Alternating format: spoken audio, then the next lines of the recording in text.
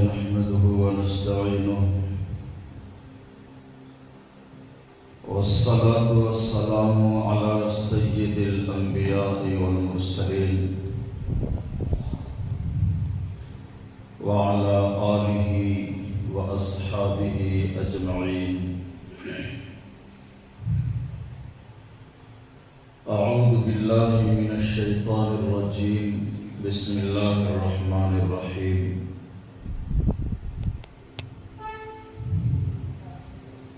قل إن صلاتي ونسكي ومحياي ومماتي لله رب العالمين.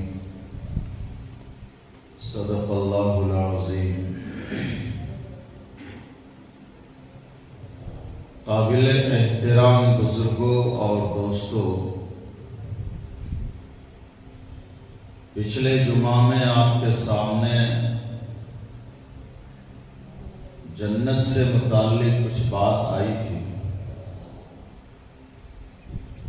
آج اسی سلسلے کو آگے بڑھانا تھا، لیکن سامنے چونکہ قربانی کا مسئلہ ہے اور جنت قربانی دیے بغیر مل نہیں سکتی. جنت میں جانے کے لیے قربانی دینا ضروری ہے. قربانی بہت طرح کی ہوتی ہے.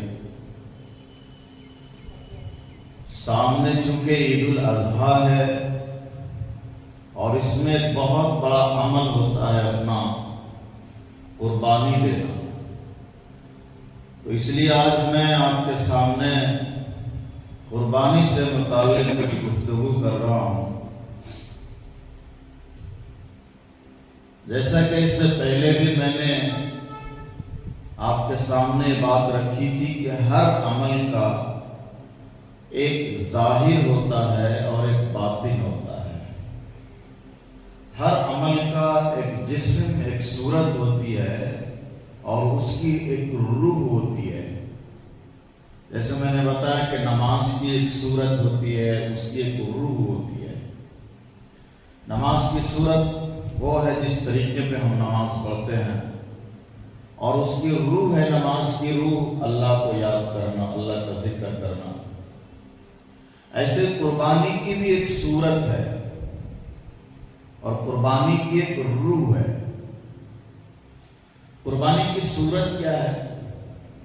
شکل. قربانی کی صورت ہے جانور کو ذبح کرنا، یہ صورت ہے. اور قربانی کی روح ہے مسلمان کو اپنے اندر جان نثاری کا جذبہ پیدا کرنا. جان نثاری اردو لفظ ہے، اردو میں استعمال ہوتا ہے، اصل تو یہ فارسی سے آیا ہے. جان نثاری چونکہ اردو استعمال ہوتا ہے نا تقریر میں، تو بہت سارے لوگ سمجھتے ہیں، بہت سارے لوگوں کے سر کے اوپر سے بات چلی جاتی ہے. جان نثاری کا جذبہ پیدا کرنا، یہ قربانی کی روح ہے. اب جان نثاری کس کو کہتے ہیں؟ مسلمان کو اپنے اندر جان قربان کرنے کا جذبہ پیدا کرنا. جان نثاری کا مطلب جان کو قربان کرنا، یہ جذبہ آنا چاہیے. جان قربان کرنے کا جذبہ، شوق، یہ قربانی کی روح ہے. جیسا کہ میں نے پہلے کہا تھا کہ ہر عمل کی شکل بھی، اس کی صورت بھی ضروری ہے اور روح بھی ضروری ہے. نماز کے جیسے شکل ہے، وہ شکل بھی ضروری ہے نماز قبول ہونے کے لیے، اور نماز کی روح بھی ضروری ہے. ایسے قربانی کی شکل بھی ضروری ہے اور قربانی کی روح بھی ضروری ہے. شکل کیا ہے قربانی کی؟ اللہ کے نام پر جانور کو ذبح کرنا، یہ تو شکل ہے، دکھ رہا ہے کہ ایک آدمی نے بکرا خریدا اور اللہ کے نام پر اس کو ذبح کر دیا، دیکھیے شکل ہے اس کی. یہ بھی ضروری ہے اور قربانی کی روح بھی ضروری ہے. اور روح کیا ہے؟ اپنے اندر یہ شوق پیدا کرنا کہ اپنی جان کو اللہ کے رضا کے لیے قربان کرنا، یہ شوق پیدا کرنا اپنے اندر، یہ ضروری ہے، یہ روح ہے قربانی۔ تو جب یہ دونوں چیز ضروری ہے قربانی کے لیے، شکل بھی کہ جانور کو ذبح کرنا، یہ قربانی کی شکل ہے، صورت ہے۔ تو اب جو بہت سارے لوگ بولتے ہیں، ایک اپنا خیال پیش کرتے ہیں کہ چونکہ جانور کے اندر جان ہوتی ہے، جانوروں کے اندر جان ہوتی ہے، وہ معصوم بے زبان جانور، اس کی جان کیوں لینا ہے؟ کیوں لینا ہے اس کی جان؟ وہ بے زبان جانور ہے، اس کو مارنا کاٹنا، اس کی جان لینا، یہ تو ظلم ہے، اچھی چیز نہیں ہے۔ تو کیا کرنا ہے؟ قربانی دینا بھی ہے۔ تو اپنا خیال پیش کرتے ہیں، کیونکہ پڑھے لکھے بہت ہوتے ہیں لوگ، اپنا خیال بگھارنے والے ایک سے ایک پیدا ہو رہے ہیں پاگل لوگ، وہ اپنا خیال بگھارتے ہیں مسلمانوں کے سامنے کہ چونکہ جانور کے اندر جان ہوتی ہے، ان کے بھی ماں باپ بچے ہوتے ہیں، تو اس کو کاٹنا ذبح کرنا یہ ظلم ہے، وہ قربانی دینا ہی ہے۔ تو بکرے کی شکل کا ایک کیک بنا لو اور اس کے اوپر چھری چلا دو، قربانی ہو جائے گی۔ کیونکہ اللہ تعالیٰ گوشت تھوڑی کھاتا ہے، اللہ تو دل دیکھتا ہے۔ تو کیک لاؤ، اس کو بکرے کی شکل کا بنا لو، سمبولک قربانی کرتے ہیں، ایک سمبول بنا لو اور کیک کے اوپر چھری چلا دو، قربانی بھی ہو گئی اور جانور پر ظلم بھی نہیں ہوا۔ یہ وہ لوگ بولتے ہیں جو رات دن ظلم ہی کرتے ہیں، اس کے علاوہ کچھ نہیں کرتے۔ لوگوں پر ظلم، پڑوسیوں پر ظلم، بھائیوں پر ظلم، رشتہ داروں پر ظلم، دوستوں پر ظلم، گھر میں شوہر بیوی پر ظلم، سب پر رات دن ظلم ہی کرتے ہیں۔ وہ یہ مشورہ دیتے ہیں کہ قربانی میں جانور نہ کاٹو، ظلم ہوتا ہے، کیک کاٹو۔ تو کیک کاٹ لیں گے، چلو تمہارا مشورہ مان لیتا ہوں، تمہارے مشورے پر شریعت تو نہیں چلتی، پر تمہارے مشورے پر سوال تو اٹھیں گے نا۔ قربانی کی ایک شکل ہوتی ہے، ایک صورت ہوتی ہے، اور صورت یہ ہے قربانی کے دن جانور ذبح کر کے خون بہانا۔ یہ کیک کے اندر تو خون ہی نہیں ہے، وہ کیسے بہے گا؟ پھر رنگ ڈال نہیں سکتے، کیونکہ خون میں اور رنگ میں بہت بڑا فرق ہے۔ اچھا، قربانی کی ایک روح بھی ہوتی ہے، اور روح یہ ہے کہ انسان اپنے جان کو اللہ کے نام پر قربان کرنے کا جذبہ پیدا کرے اپنے اندر۔ وہ کیک میں جذبہ کہاں سے آیا؟ اتنی سستی قربانی اگر ہو جائے، ہر آدمی، امیر غریب، ہر آدمی قربانی کرتا ہوا نظر آئے گا۔ قربانی ایک بھاری عمل ہے، یہ سب کے بس کی بات نہیں، دل گردے کی بات ہے۔ وہ سب سے بڑی قربانی تو حضرت ابراہیم علیہ السلام نے دی، حکم ہوا تو اپنے بیٹے کو ہی ذبح کرنے چل دیے۔ سوال یہ ہوتا ہے کہ ابراہیم علیہ السلام اپنے بیٹے کو ذبح کرنے گئے تھے، تو یہ خیال بگھارنے والے ایک بات یہ بھی ڈالتے ہیں ذہن میں کہ ان ملاؤں سے پوچھو کہ ابراہیم علیہ السلام تو اپنے بیٹے کو ذبح کیے تھے نا، آپ بکرا کیوں ذبح کرتے ہو؟ بڑے قربانی دینے والے بن گئے ہو تو اپنی اولاد ذبح کرو، اپنے آپ قربان ہو جاؤ۔ تو ان بیوقوفوں سے بتا دو کہ بھائی، ابراہیم علیہ السلام اپنے بیٹے کو ذبح کیے نہیں تھے، تیار ہو گئے تھے، چھری چلا رہے تھے، پر پروردگار نے کہا ابراہیم نہ کرو اس کو ذبح، بکرا ذبح کر لو، مینڈا ذبح کر لو، ہم سمجھ لیں گے کہ تم نے اپنی اولاد ذبح کر دی، میں تو تیرا دل جانچ رہا تھا۔ پاس ہو گئے تم۔ تو ابراہیم علیہ السلام نے جنتی مینڈے کو ذبح کیا، اسماعیل علیہ السلام کو اللہ نے ہٹا لیا، تو اب مینڈے کا دستور چل پڑا، جانور کا سلسلہ چل پڑا۔ اگر ابراہیم علیہ السلام اسماعیل علیہ السلام کو ذبح کر دیے ہوتے اور وہ سلسلہ چل پڑتا تو آج ہم بھی اللہ کے نام پر اپنے بیٹے قربان کر دیتے، کیونکہ مسلمان وہی ہوتا ہے جو اللہ کے حکم کو مانتا ہے، حکم وہی ہوتا تو ہم وہی کرتے، لیکن چونکہ اللہ نے کہا میرے بندو تم اپنے آپ کو اپنی اولاد کو قربان نہ کرو، یہ جانور ہے بکرا کی شکل میں، اونٹ کی شکل میں، ان کو ذبح کرو، ہم سمجھ لیں گے کہ تم نے اپنے آپ کو قربان کر دیا۔ یہ اللہ کی شان کریمی ہے کہ ہم ذبح کرتے ہیں بکرا، اللہ سمجھ لیتا ہے میرا بندہ پاس ہو گیا، انہوں نے اپنی اولاد قربان کر دی، انہوں نے اپنے آپ کو قربان کر دیا۔ یہ اللہ کی شان کریمی ہے کہ ہمارے چھوٹے سے تحفے کو اللہ بڑا بنا کر قبول کر لیتا ہے، بڑا بنا کر قبول کر لیتا ہے۔ اگر اللہ تعالی شانو وہی حکم دیتا کہ بیٹا ہی ذبح کرنا ہے تو کرتے، کیونکہ مسلمان کہتے ہی اس کو ہے جو اللہ کا حکم مانے، اپنی مرضی چلانے والے کو مسلمان نہیں کہا جاتا ہے، اپنی مرضی چلانے والے کو مسلمان نہیں کہا جاتا ہے۔ مسلمان کا مطلب اپنے آپ کو اللہ اور اس کے رسول کے حکم کے سپرد کر دینا، یہ ہے اسلام کا مطلب، یہی ہے مسلمان کا مطلب۔ تو اب وہ سوال جو کرتے تھے کہ اپنے آپ کو قربان کیوں نہیں کر دیتے، اپنی اولاد قربان کیوں نہیں کر دیتے، وہ بات بیکار ہو گئی، یہ سوال فضول ہے۔ ہم وہ کرتے ہیں جو اللہ کا حکم ہوتا ہے، اپنی عقل نہیں چلاتے ہیں، اپنی عقل نہیں چلاتے ہیں۔ تو قربانی کا کی ایک صورت ہوتی ہے، ایک روح ہوتی ہے۔ صورت کیا ہے؟ جانور کو اللہ کے نام پر ذبح کرنا، اور روح ہے اپنے اندر قربانی کا جذبہ پیدا کرنا کہ ضرورت پڑی تو اسلام کے لیے، اللہ کی رضا کے لیے، اللہ کے دین کے لیے ہم اپنے آپ کو بھی قربان کر دیں گے۔ اللہ نے حکم دیا، اللہ کے دین کا تقاضا ہوا تو ہم سب کچھ اپنا قربان کر دیں گے، اور یہ صرف اللہ کے لیے کریں گے۔ بات سمجھ میں آ رہی ہے؟ تو قربانی کی ایک صورت، ایک شکل ہوتی ہے۔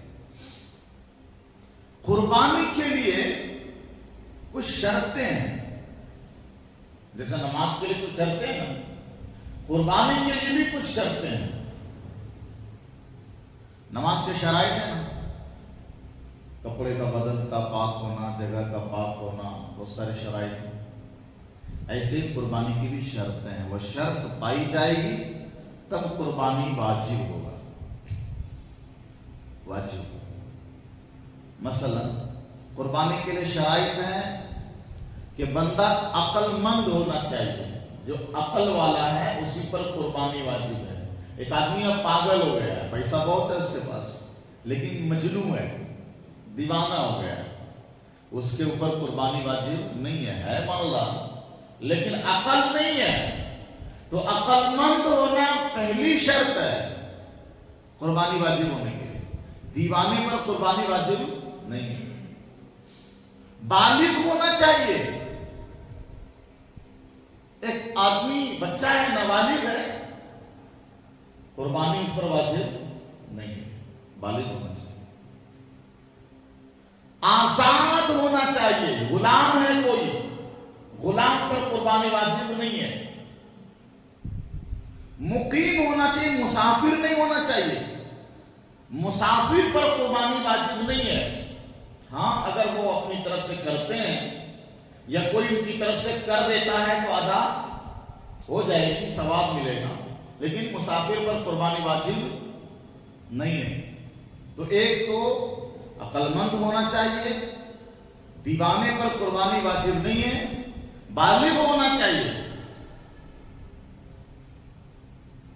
آزاد ہونا چاہیے، مقیم ہونا چاہیے، مسافر نہیں، اور مسلمان ہونا چاہیے، مسلمان ہونا چاہیے۔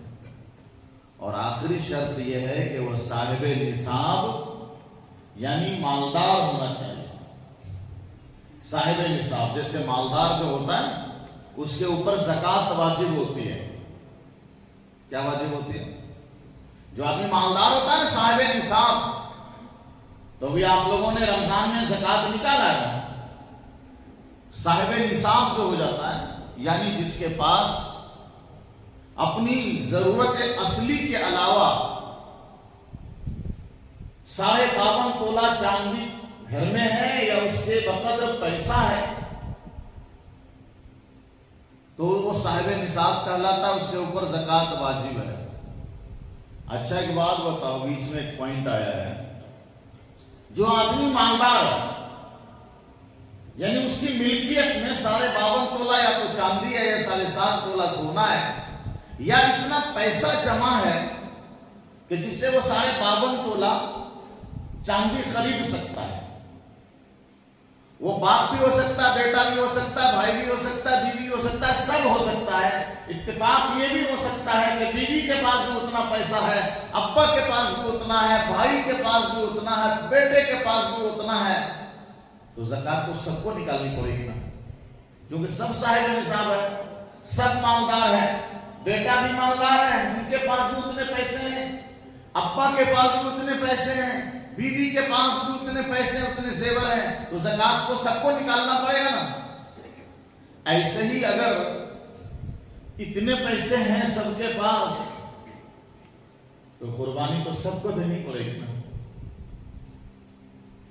دو غلطی ہو رہی ہے، ایک غلطی کرانے کی کوشش کی جا رہی ہے اور ایک غلطی زمانے سے لوگ کر رہے ہیں.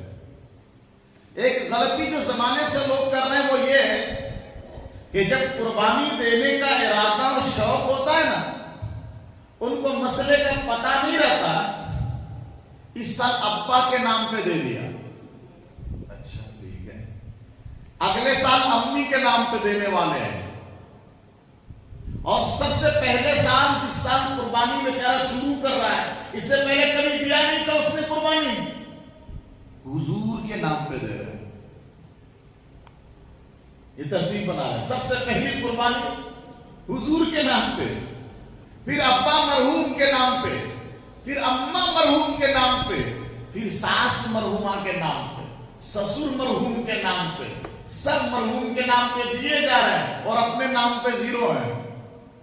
اپنے نام پہ نہیں دے رہے، دوسروں کے نام پہ دے رہے ہیں. یہ غلط ہے. جب آپ پر قربانی واجب ہوئی ہے نا، تو آپ کو اپنے نام سے دینی ہے.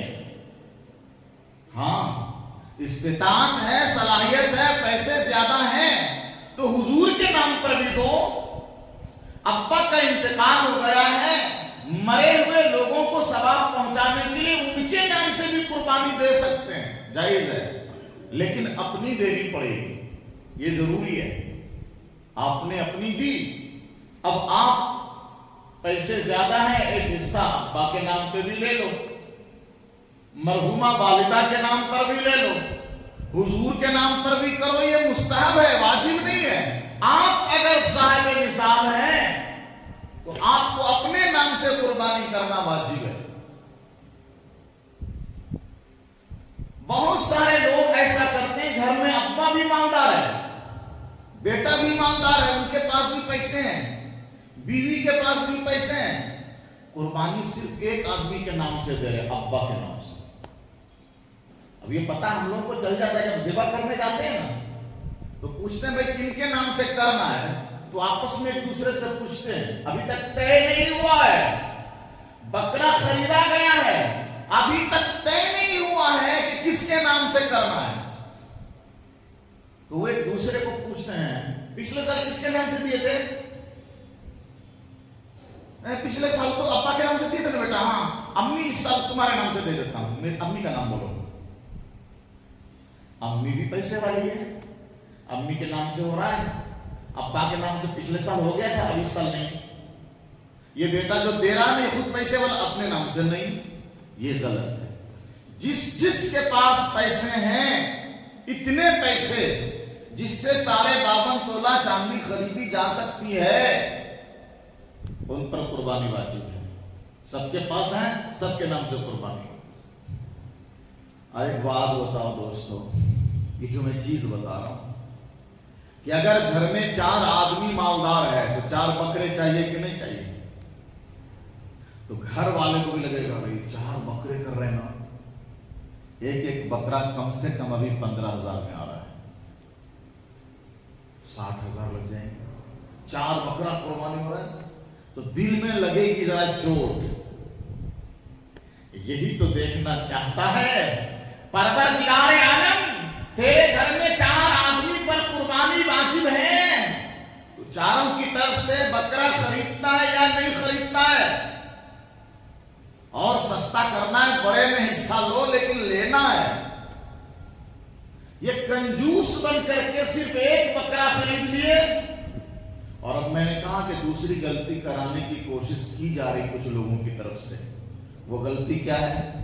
وہ غلطی یہ ہے کہ کچھ لوگ واٹس ایپ پر میسج بھیجتے رہتے ہیں، 1 بکرا پورے گھر والے کی طرف سے ہو سکتا ہے، یہ میسج بھیجتے ہیں، 1 بکرا پورے گھر والوں کی طرف سے ہو سکتا ہے۔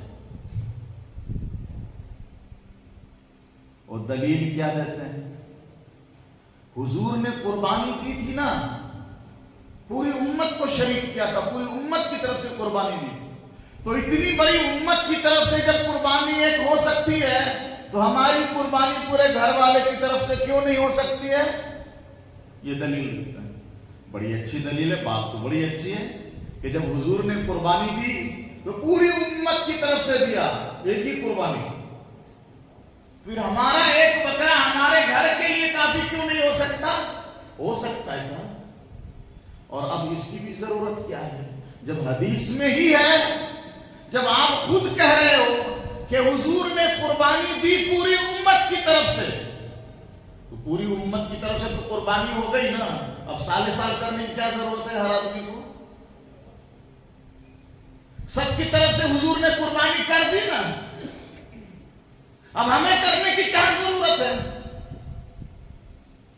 تو پتا چلا ایسا نہیں ہے، اس حدیث کو سمجھنا پڑے گا۔ حضور نے جو پوری امت کو شریک کیا اپنی قربانی میں، ثواب میں شریک کیا، اے اللہ ہم جو قربانی کر رہے ہیں قربانی تو میری طرف سے ہے،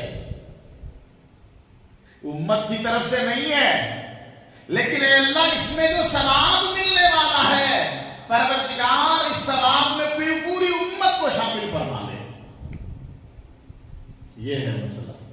قرآن خوانی کرواتے ہو، قرآن پڑھتے ہو، ذکر تسبیح پڑھتے تو دعا کرتے نہیں، اے اللہ ہم نے جو ثواب کا کام کیا ہے، میرے آقا کریم جناب رسول اللہ صلی اللہ علیہ وسلم کی روح کو، ان کے تمام آل و اولاد کو، تمام بزرگان دین کو، اور ہمارے گھر کے جتنے رشتہ داروں کا انتقال ہوا، اے اللہ سب کو، اور بعد میں کہتے ہیں اللہ پوری امت مسلمہ کو اس کا ثواب پہنچا دے۔ تو کام تو تیری طرف سے ہو رہا ہے، ثواب میں سب کو گھیر رہے ہو۔ حضور نے وہی کیا، قربانی حضور نے اپنی طرف سے دی، تمام امت کو ثواب میں شریک فرمائے، تو آپ کر سکتے ہو، لیکن یہ کرنا کہ قربانی ہی سب کی طرف سے دینے لگے تم ایک ہی بکرا میں، یہ تو ظلم ہے نا، یہ صحیح ہے۔ جس طرح زکوٰۃ ہر آدمی پر الگ الگ واجب ہے، ایسے ہی قربانی صاحب نصاب اگر ہے تو ہر آدمی پر الگ الگ قربانی واجب ہے۔ تو یہ دینا قربانی دل میں آنٹ لگتی ہے، وزن پڑتا ہے، تو یہی اللہ چاہتا ہے کہ اس وزن کو ختم کرو، اللہ کے نام پر اللہ کو راضی کرنے کے لیے اس کنجوسی کو ختم کرو، قربان کرو اپنے پیسے کو، قربان کرو۔ اب ایک چیز اس کے اندر سمجھایا اللہ نے کہ قربانی جو ہے نا کس کو کہتے ہیں؟ کس کو کہتے ہیں قربانی؟ اللہ کی نزدیکی، اللہ کا قرب، اللہ کی خوشی حاصل کرنے کے لیے اللہ کے نام پر جانور ذبح کرنے کو قربانی بولتے ہیں۔ اللہ کی خوشی حاصل کرنے کے لیے اللہ کے نام پر جانور ذبح کرنے کا نام قربانی ہے، اس کو قربانی بولتے ہیں۔ پھر سن لو، اللہ کی خوشی حاصل کرنے کے لیے، عربی میں اس کو بولتے ہیں تقرب، نزدیکی، اللہ کا قرب حاصل کرنے کے لیے اللہ کے نام پر جانور ذبح کرنے کا نام قربانی ہے۔ اور یہ چلا آ رہا ہے آدم علیہ السلام کے زمانے سے چلا آ رہا ہے، یہ نئی بات نہیں ہے کہ حضور نے اس کو چلا دیا ہو۔ آدم علیہ السلام کے زمانے سے ان کے بیٹے نے سب سے پہلی قربانی دی، حابیل نے، قرآن میں اس کا ذکر موجود ہے، اور اس کے بعد قربانی کا سلسلہ چلتا آیا۔ قربانی کا سلسلہ چونکہ چل رہا تھا پہلے سے، جبھی تو اللہ نے ابراہیم علیہ السلام کو خواب دکھلا دیا نا کہ تم اپنے بیٹے کو ذبح کر رہے ہو، ورنہ ان کو کیا معلوم ہوتا یہ قربانی کیا چیز ہے کہ نہیں؟ چونکہ سلسلہ پہلے سے چلا آ رہا تھا، ابراہیم علیہ السلام کو اللہ نے خواب میں دکھا دیا کہ وہ اپنے بیٹے کو ذبح کر رہا ہے، تب نے اپنے بیٹے سے کہا کہ بیٹا میں نے خواب میں دیکھا ہے کہ میں تم کو اللہ کے نام پر قربان کر رہا ہوں، سمجھے؟ حضور صلی اللہ علیہ وسلم سے بھی جب پوچھا گیا کہ یہ کیا ہے، حضور نے کہا سنت ابیکم ابراہیم، یہ ابراہیم علیہ السلام کی سنت ہے جو تمہارے ابا ہیں۔ تو یہ جو سنت کا لفظ ہے اس کو بھی دیکھ کر کے بعض لوگ کہتے ہیں کہ قربانی ضروری نہیں ہے، یہ تو سنت ہے، جو کہ اس حدیث میں موجود ہے۔ حضور نے کہا سنت ابیکم ابراہیم، یہ تمہارے ابا ابراہیم علیہ السلام کی سنت ہے۔ اسی لیے کہا جاتا ہے کہ عالم بننے کے لیے جو کورس ہے نا طے کیا ہے نا 8 سال کا، وہ کورس پورا کرنا چاہیے۔ اگر شریعت میں کچھ مشورہ دینا ہے تو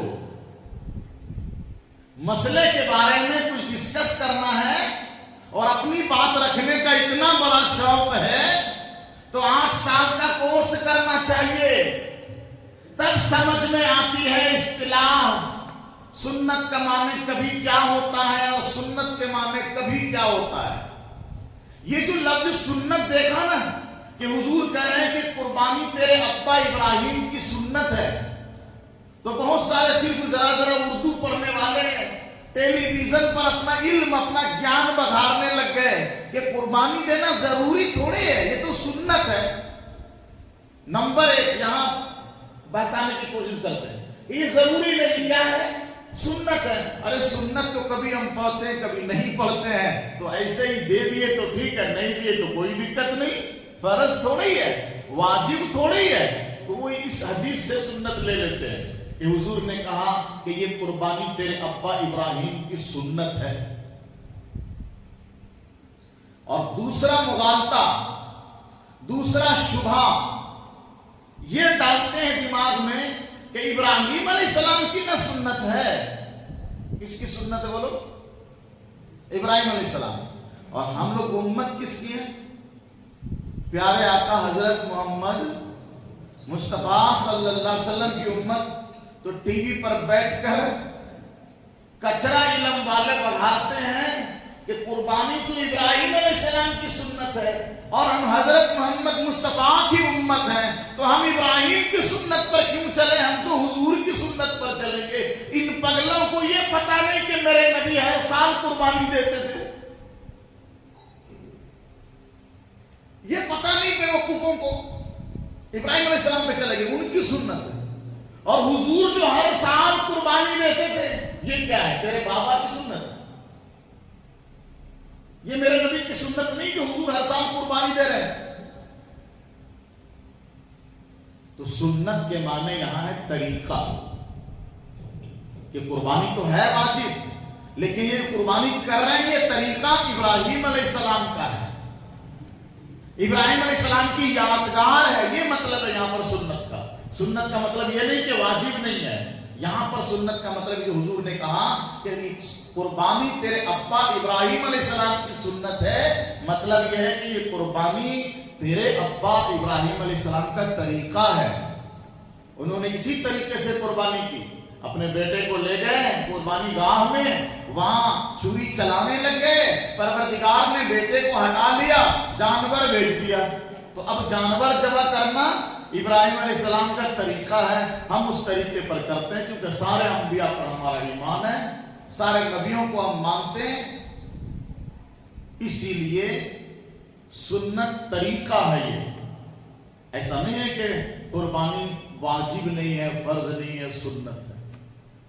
جو پیسے والا ہے، جو مالدار ہے، جو صاحب نصاب ہے، قربانی کرنا اس کے اوپر واجب ہے۔ اب ایک بڑا مسئلہ جو بنا کر پیش کیا جاتا ہے کہ یہ جو قربانی ہے نا، یہ خام خواہ جانوروں پر ظلم ہے، ظلم۔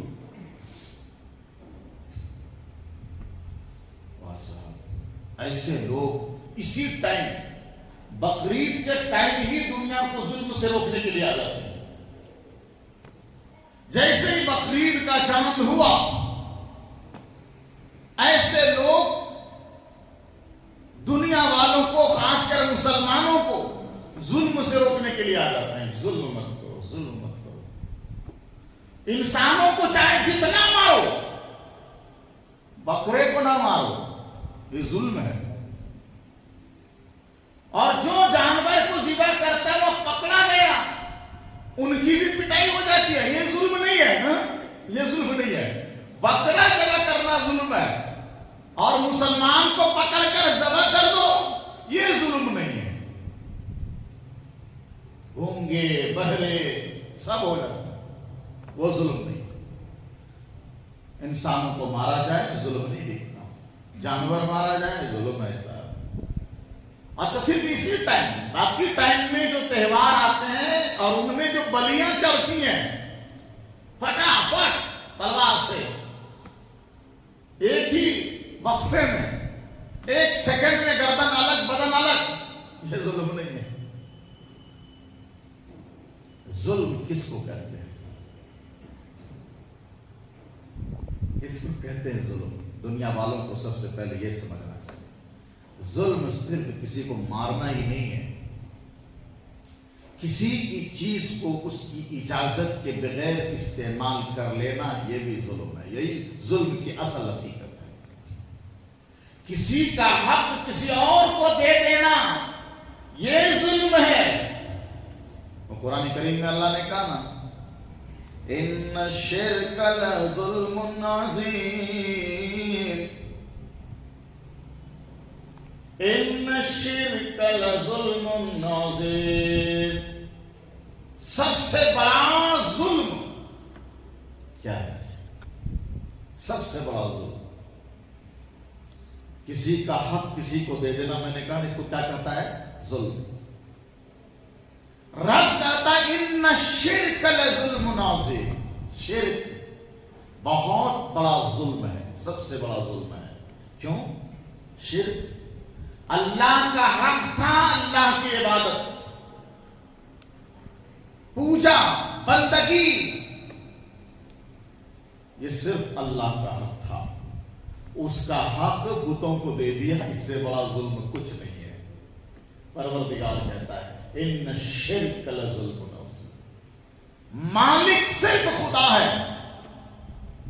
پالنہار صرف خدا ہے، رزق دینے والا صرف خدا ہے، موت، حیات، شفا، صحت، تندرستی، حالات بنانے والا صرف خدا ہے۔